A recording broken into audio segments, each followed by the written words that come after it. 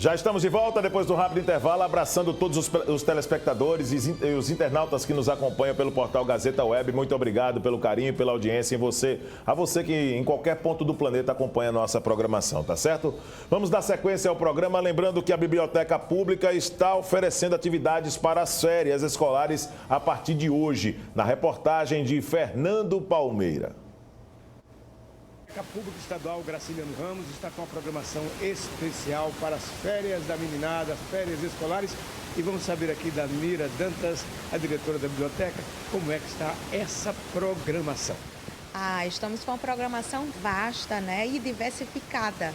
A partir de segunda-feira até sexta, que é dia 13 até o dia 17, nós vamos estar com os 2 horários de todos os dias, com atividades atrativas para as crianças. Então, aos pais que ainda não tiveram a oportunidade de conhecer o espaço, nem o seu filho, traga seu filho para a biblioteca. É necessário que para a semana de férias, do dia 13 ao dia 17, haja uma inscrição para que a gente saiba organizar um quantitativo por dia, até para poder conseguirmos atender à vontade e de uma ótima qualidade.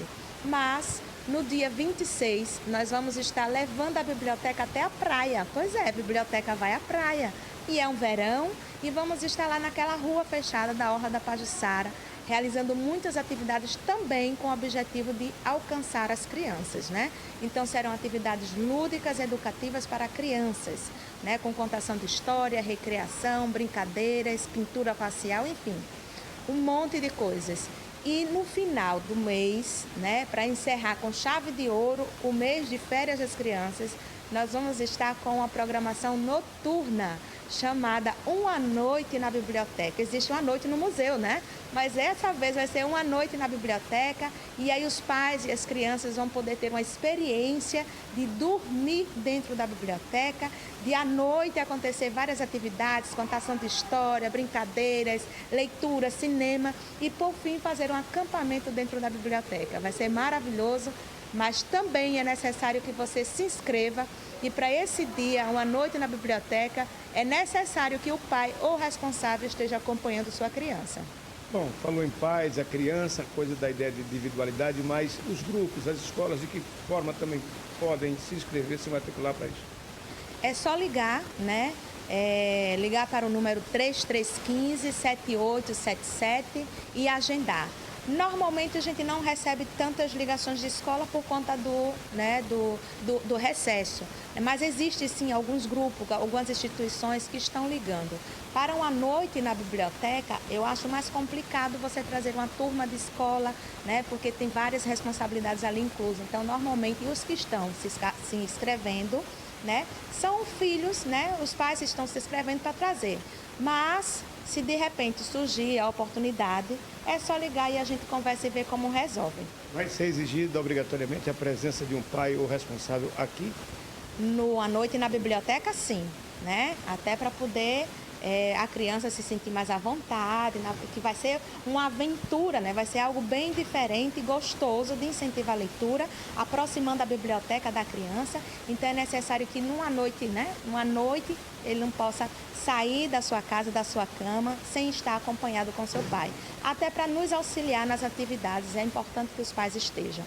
Então ligue para o número 3315-7877 e faça a inscrição do seu filho. É muito importante que você inicie ele com o hábito da leitura para que ele cresça um cidadão, né, próspero para a nossa Alagoas.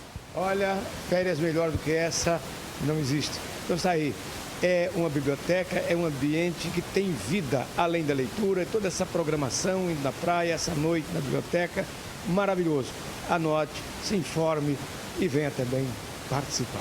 Aqui da Biblioteca Graciliano Ramos, na Praça Dom Pedro II, no centro de Maceió, com as imagens de Chico Nogueira, Fernando Palmeira, para a TV Mar da organização Ardon de Melo, no canal 25 da NET.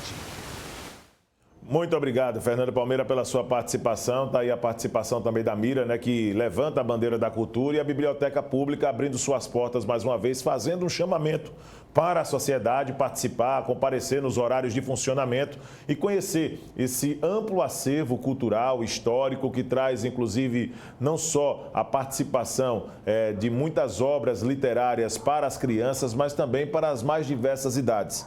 Então está aí feito o chamamento para todos vocês. Olha, até novembro do ano passado, o número de assassinatos de mulheres em Alagoas já tinha superado os números relacionados, inclusive, a 2018. As estatísticas foram apresentadas pela entidade durante a entrevista coletiva na última segunda-feira, na verdade, isso em novembro. Claro que existe uma expectativa para que em 2020 esses números eles possam ser menores, para que mulheres não passem a ser tão agredidas. Por mais que exista a campanha, mas o trabalho e a consciência das pessoas precisa prevalecer para que esses números diminuam. Vamos trazer então a participação aqui da Paula Lopes, que é advogada, ela que faz parte também de um dos núcleos da OAB de combate à violência contra a mulher, e vai trazer detalhes para a gente desses números de 2019, números que assustam, o número de casos de violência contra a mulher. Quais são as ações previstas para que em 2020 esses números não superem os números do ano anterior? Bom dia. Bom dia. Na verdade, esses dados, né, que foram anunciados pela OAB são dados oficiais que foram retirados da SSP, da Secretaria de Segurança Pública, e a nossa expectativa é que agora em 2020, né, a gente possa efetivar a nossa política, nosso plano, né, estadual de políticas públicas para mulheres, né, que há 10 anos está sendo construído e que finalmente no ano passado a gente conseguiu aprovar, faltando agora algumas questões mais burocráticas quanto ao governo e ao Conselho da Mulher, para que essas questões de violência elas sejam fundamentalmente sanadas através de políticas públicas que apliquem, né, a verba pública e os mecanismos, né, que o governo tem e o município para coibir a violência contra a mulher e prevenir, porque só combater depois que acontece também não resolve. O que a gente quer é trabalho de conscientização para que as mulheres, homens e mulheres, entendam que a violência ela faz mal para toda a sociedade. Agora, Paula, através desse próprio estudo, tem inclusive um histórico, uma triagem feita do perfil das mulheres que sofrem mais violência, né? Na casa entre 31 e 59 anos. Isso é uma tendência também? Existem explicações, por exemplo, através desses estudos para isso? Por que nessa margem, necessariamente, o número de violência contra a mulher acaba sendo maior, por exemplo, o número de casos? Então, na verdade, esses são os casos que chegam ao nosso conhecimento. Ainda tem casos omissos, né, que não chegam. A maioria dos casos de violência sexual, estupro, enfim, eles não chegam até a justiça, a polícia, porque existe toda uma questão de vergonha, né, da vítima de dizer que ela é vítima. Então, esses dados são mulheres em idade fértil, né, são mulheres em idade reprodutiva, mulheres que trabalham geralmente, mas que têm algum tipo de dependência, ou dependência emocional ou dependência econômica. E essas mulheres, a maioria delas, elas levam cerca de 10 anos até conseguir realmente efetuar uma denúncia, ou por uma situação de uma agressão que ela não consegue mais ter controle, né? nem consegue mais receber aquelas agressões, ou que os filhos já estão mais crescidos e aí ela não quer que os filhos vejam ela naquela situação de violência, né? E aí existe toda uma explicação sociológica para dizer por que essas mulheres nessa idade elas chegam a denunciar mais. Mas não quer dizer que as mulheres mais jovens, mais novas, né, de entre 15 e 25 anos também não sofram esse tipo de violência. O perfil do agressor também tem hoje esse levantamento sendo feito? É um perfil, por exemplo, fácil de ser definido desse agressor, Paulo? Ou pode ser realmente uma coisa muito aberta? Porque a maioria desses casos de violência, pelo que nós acompanhamos, estamos noticiando aqui todos os dias, acontecem dentro de casa. É geralmente esposo que comete, os companheiros, né? Nesses dados que a gente revelou, né? A maioria dos agressores eram ex-companheiros ou ex-namorados, né? Então, assim, geralmente por uma situação de controle que ele ainda quer ter sobre a vítima, sobre a mulher, né? E aí não aceita a separação, né? Não aceita que ela... Às vezes ele já tem outro relacionamento, mas não aceita que a mulher tenha também um relacionamento, né? E aí, dentro dessas situações, é que a gente percebe que existe por trás disso tudo o machismo e o controle, mas o perfil do agressor realmente não tem como traçar, porque geralmente são pais de família, são pessoas que trabalham, né, são pessoas que convivem bem em toda a sociedade. Só quem sabe, eu costumo muito dizer isso, só quem sabe o que realmente acontece dentro de um relacionamento é quem está nele. Porque a violência doméstica, você vê, a gente tem medo da violência, tem medo de ser roubado, tem medo de ser, né, assaltado, de ser estuprada, de acontecer alguma coisa lá fora. Mas a violência doméstica, ela acontece dentro da nossa casa, que é o lugar, o nosso lar, onde a gente deveria se sentir segura. Né? Então, ela é o contrário de tudo que a gente acha que é violento, porque o nosso lar, a nossa família é onde a gente gostaria de encontrar a paz, encontrar sossego. E dentro da violência doméstica é tudo ao contrário. Isso. Porque é quem a gente confia, geralmente um companheiro, né? Um namorado, alguém que fez anteriormente juras de amor. Já pensou? E essa pessoa é violenta. E o amor, na verdade, ele não pode ser visto desta forma, né? Mas acho que a falta de controle, ele acaba muitas vezes, sem querer justificar essas atitudes, porque isso é injustificável, né? Acaba mudando a ordem das coisas, né, Paulo? Aquilo que era considerado amor, o cara acaba por descontrole. Isso. E isso pode afetar um ser humano que tem uma vida comum. Ninguém sabe do que é capaz. E é preciso ter muito cuidado. E todas as vezes, Paulo, é bom a gente citar isso para o telespectador, quando se fala de agressões, as pessoas pensam que apenas está restrita a agressões físicas. Mas as agressões, elas se manifestam de várias formas, né? Isso. Então, eu gostaria que você falasse um pouquinho para que o nosso telespectador possa entender, porque muita gente pode estar cometendo crime por aí e não sabe que está cometendo crime. Eu gostaria que você falasse, assim, os mais clássicos em casos de crime, de violência contra a mulher, por favor. Então, na verdade, existem dois viés. Primeiro, uma violência invisível, que é aquela que a gente não nota. Porque a gente está acostumado a dizer, violência contra a mulher, um murro, né? Beliscões. Agressões físicas. Agressões físicas. E, no final, o pior de tudo, que é o feminicídio, que é quando...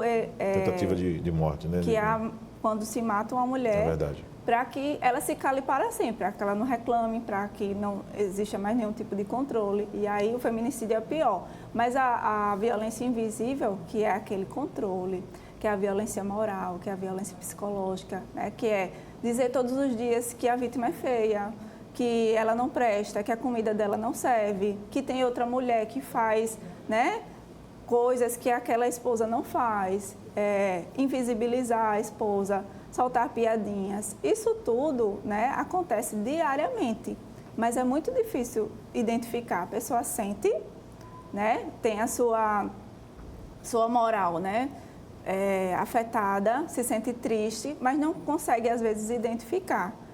E essa violência também a gente pode sofrer tanto dentro de casa quanto em situações de trabalho, por exemplo. Sim. De não ter voz, de não poder falar, se expressar, né? De ser tratada como objeto sexual em muitas situações. Então, esse tipo de violência, que são as pequenas violências, as invisíveis, a gente não percebe tão claramente. Depois vem as visíveis. E aí, o empurrão, o beliscão, a violência sexual propriamente dita, e essas outras questões, né, de violência doméstica que acontece frequentemente em muitos lares, mas quando a mulher resolve realmente denunciar, já se passou, segundo as estatísticas do próprio CNJ, 10 anos, né? Agora, vamos trabalhar nas possibilidades do ocorrido, Paula. De repente, a mulher ela sofre algum tipo de agressão, tem conhecimento dos seus direitos, está se sentindo sufocada, né? Não é nem a questão da agressão física, vou voltar ao ponto, mas está se sentindo sufocada com a perseguição, com a insistência,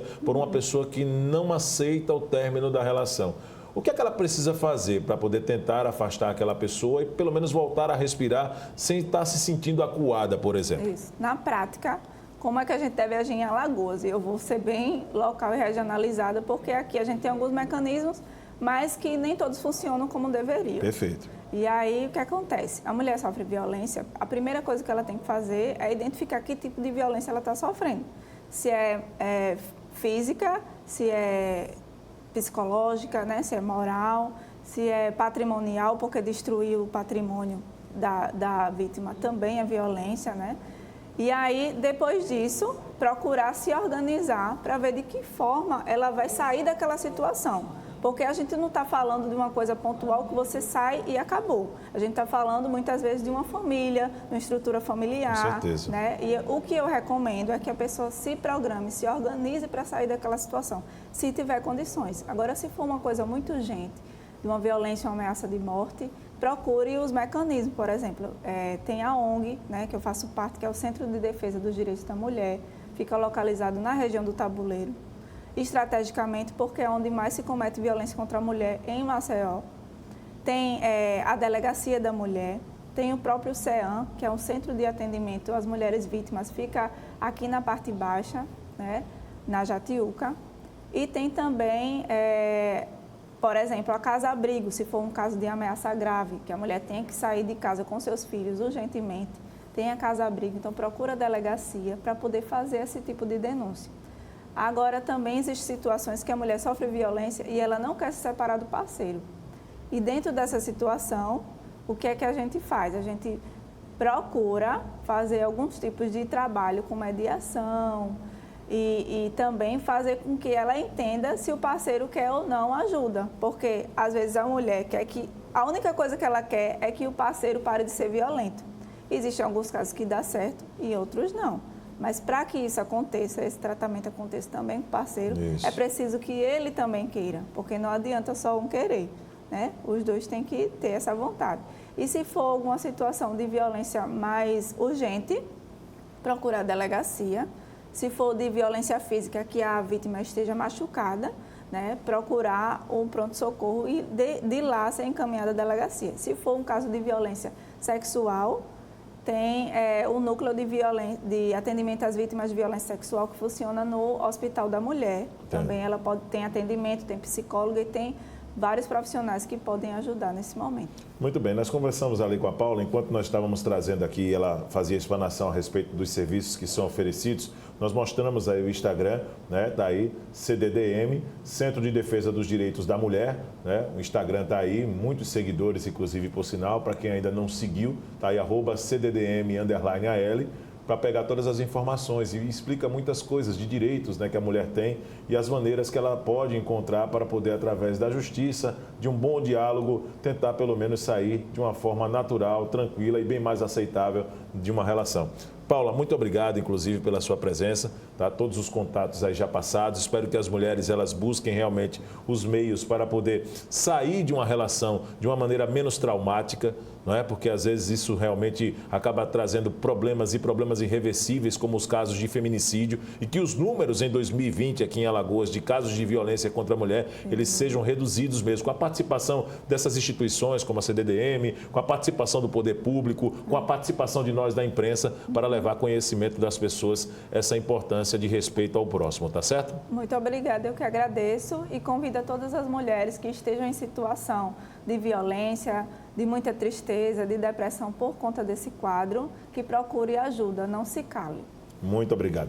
Vamos voltar às ruas da capital alagoana, depois da participação da Paula Lopes, advogada, que faz parte também do núcleo de direito de defesa dos direitos da mulher, né, da Ordem dos Advogados do Brasil, seccional Alagoas. Quero voltar ao repórter Fernando Palmeira, direto das ruas da capital alagoana, ao lado do Francisco Nogueira, para trazer mais detalhes aqui nesta sua segunda participação. Fernando, é com você. Em que ponto de Maceió você está nesse exato momento, Fernando? Bom dia.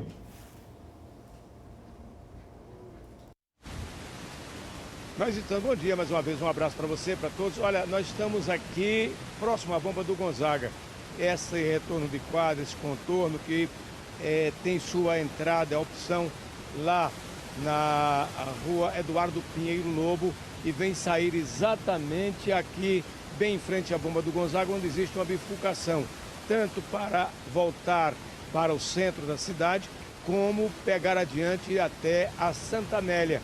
Ou então pegar à direita e subir para lá, para o viaduto em construção da antiga Polícia Rodoviária Federal. Estou aqui ao lado do Gleidson Kellison, ele é gerente de loja e melhor do que ninguém, ele que vive o dia a dia por aqui, nos fala do que realmente teve de melhoria ou se trouxe algum outro problema, algum transtorno nessa área, na parte alta de Maceió. Bom dia. Realmente essas mudanças vêm acompanhadas de benefícios e alguns pontos negativos, né? Mas, assim, um dos pontos negativos é principalmente a poluição sonora, que é demais agora. Os veículos não têm mais aquela tranquilidade que tinha aqui nessa rua. Acabou. Agora, por outro ponto, a empresa ficou mais visualizada, todo o pessoal, muita gente não conhecia, agora está conhecendo, passa a conhecer melhor.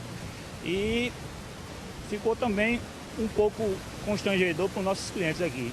Estacionamento não tem, sem muita opção. Até os próprios funcionários para parar tem que chegar mais cedo para poder conseguir uma vagazinha. Mas assim, eu acredito que seja só questão de adaptação. Aquele engarrafamento que tínhamos aqui no retorno da bomba do Gonzaga praticamente foi eliminado, o que era o objetivo da SMTT, né? Isso, na verdade, o engarrafamento foi mudado de lugar.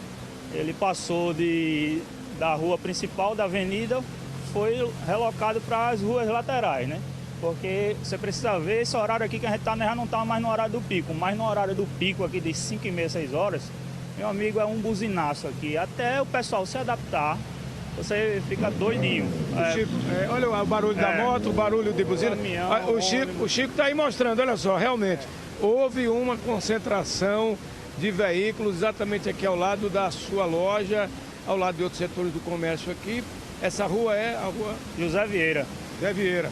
Pega na Eduardo Pino Lobo, contorna por trás e vem aqui exatamente passar obrigatoriamente quem quer fazer o contorno por aqui, seguir para Santa Amélia, voltar para o centro ou mesmo subir lá para a parte alta, né? Com certeza. Eu moro na parte, na Serraria, eu venho sempre pela avenida subindo a do Valdo Góes Monteiro. Eu senti 100% de melhora, não pego mais trânsito subindo, entendeu? Mas assim, todas essas mudanças tem os seus pontos positivos e negativos. Vai agradar a maioria, vai ter a minoria que vai se sentir incomodado, mas isso é questão de tempo. Pelo menos na soma geral, o resultado tem sido mais positivo que negativo. Com certeza, com certeza. Tá bom, um abraço para você, bons negócios. Obrigado, irmão. Bom dia. É isso aí, ouvindo aqueles que trabalham no dia a dia aqui, gerente de uma das lojas de autopeças, temos uma drogaria logo aqui também ao lado. Nem toda hora tem essa concentração de veículos, não. Quando abriu, melhor, agora fechou, já começa a concentrar. É natural. Quando o fluxo é naquela hora do rush, aí é que se sente mesmo. Buzinaço, barulho de todo tipo. E essa concentração aqui na rua José Vieira, inevitável. Mas é aquela história, tem que quebrar o ovo para fazer o omelete. E sempre tem essas consequências. Mas como bem disse aqui o Cleison, é uma questão apenas de adaptabilidade, mas no frigir dos ovos, no somatório geral aí, as vantagens foram bem maiores do que esses pequenos problemas de engarrafamento ou mesmo de barulho, de ruído, de poluição sonora, como bem acrescentou o gerente. Aqui, no Tabuleiros Martins, Durval de Góes Monteiro, Bomba do Gonzaga, com as imagens de Chico Nogueira, Fernando Palmeira, para a TV Mar News. Vitor Araújo, é com você.